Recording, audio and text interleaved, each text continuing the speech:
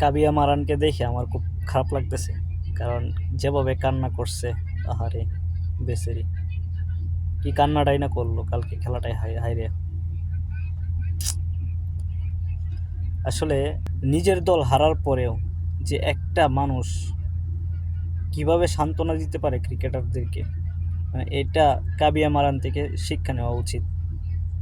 আসলে বাংলাদেশ যখন হারে আমরা গালাগালি করি, বকাবকি করি, কিন্তু সান্ত্বনা দেই না। দেখেন, আইপিএল এর ফাইনালে হারার পরেও সানরাইজার্স হায়দ্রাবাদের প্লেয়ারদেরকে কিভাবে উৎসাহ দিতেছে, বলতেছে একবার হাইরা গেছো তো কি হয়েছে, তোমরা ফাইনাল পর্যন্ত তো গেছো, আমি তাতেই সন্তুষ্ট, তাতেই খুশি। আর আমরা বাঙালিরা যখন বাংলাদেশে একটা ম্যাচে হাইরা যাই, এরপর একদিন সমালোচনা করা শুরু করে দিই। আসলে কাবিয়া মারান থেকে আমাদের শিক্ষা নেওয়া উচিত।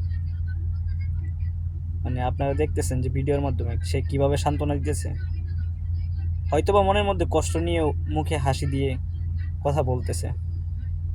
আসলে এই মেয়েটাকে দেখার পরে মানে সব কষ্ট আপনার দূর হয়ে যাবে। কারণ এত কষ্ট নিয়ে, এত যন্ত্রণা নিয়েও যে ক্রিকেটারদেরকে উৎসাহ দিতেছে, সান্ত্বনা দিতেছে, এটা সবার পক্ষে সম্ভব না।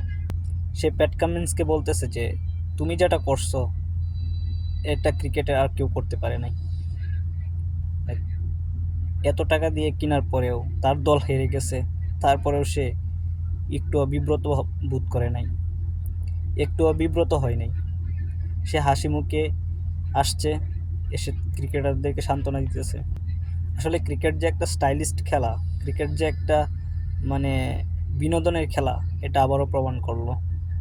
সানরাইজার্স হায়দ্রাবাদ এত একটা খারাপ পজিশনে গিয়েও হারলো, এত খারাপ খেললো ফাইনালে গিয়ে, তারপরেও তার মন একটুও খারাপ হয় নাই।